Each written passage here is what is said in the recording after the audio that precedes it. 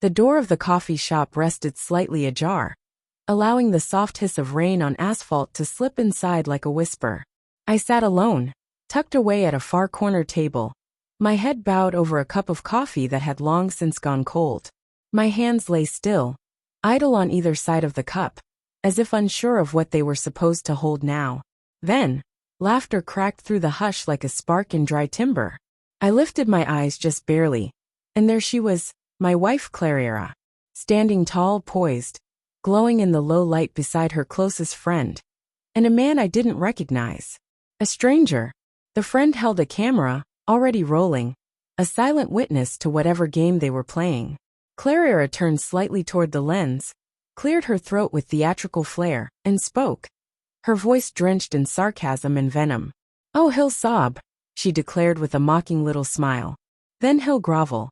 Swear he can't breathe without me. Promise me the world to make me stay." The man laughed and leaned in to kiss her cheek.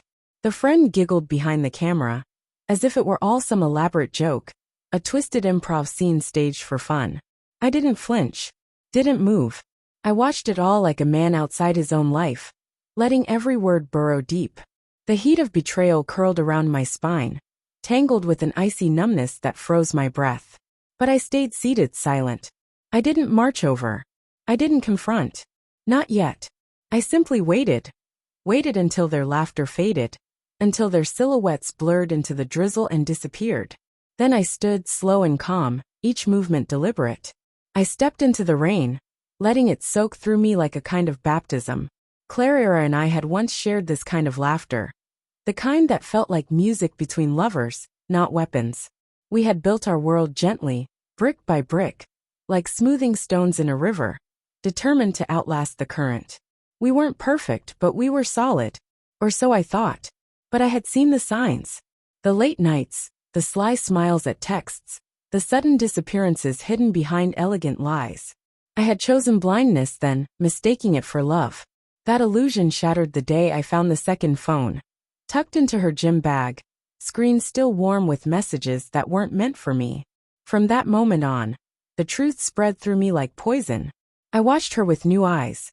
First came shame, for suspecting the woman I had once believed to be my mirror soul. But that shame withered to ash when I saw her and him in an abandoned parking lot, her hands in his, her lips on his, slow and sure and hungry. I documented it all. Photos, videos, dates and times, evidence as precise as it was painful. She thought she was clever, that I was blind. She had no idea she was being watched, catalogued. She believed she'd won. She was wrong. Rage clawed at me, begging for an explosion. My pride urged me to drag her secrets into the open, to burn everything down with fury. But I refused to become the man she expected me to be, the broken, humiliated husband begging for crumbs. No, I'd dismantle her world with quiet precision. I began where it mattered, money. Night after night, I silently rerouted funds, closed shared accounts, transferred assets into my name alone. I changed passwords, unlinked cards, stripped her of access, thread by thread, all without a trace, all without a whisper. And I waited, because I knew where they met. The coffee shop wasn't a coincidence. I ensured I was there, sitting just far enough to hear every line of their rehearsal. I needed to witness the depth of her betrayal. I wanted to feel it fully, so there would be no doubt when the reckoning came. 3 days later, I invited Clara to dinner at our favorite restaurant. The place we used to go when we celebrated anniversaries. The one with the quiet booths and soft candlelight, and the faint lull of a piano in the corner. She arrived glowing, confident, wearing a dress I once told her made her look like starlight. That smug flicker played at her lips. She believed she held all the cards. She started first, reciting her lines. "I'm not happy," she said, her voice tremulous with well-rehearsed grief. "I've changed. You haven't. I can't keep pretending anymore." She waited for my reaction, expected a breakdown, a plea, a desperate promise to do better.